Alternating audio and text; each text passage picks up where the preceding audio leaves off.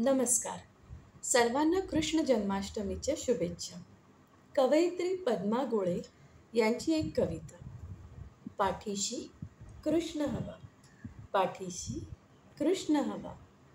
मन हळवं होतं तेव्हा, हात त्याचा हवा हवासा. हवेतून रंग यावा गंध सावळ्या गंधाचा. हिरवं हिरवं साजिर दुःख फुला वाटवांचा. नवं कोवळं फुलांचं हसून फुलाव लहानपणी. सूर्यासवे गंध यावा सायंकाळी प्राजक्ताचा. प्राजक्ताचं फूल होईन मी त्याच्या मनाच्या कोपऱ्यात. फुलून राहीन त्याच्या अंगणात. पाठीशी कृष्ण हवा, पाठीशी कृष्ण हवा. सांग कृष्णा जीवनाच्या ओढ्यात, पाठीशी कृष्ण हवा.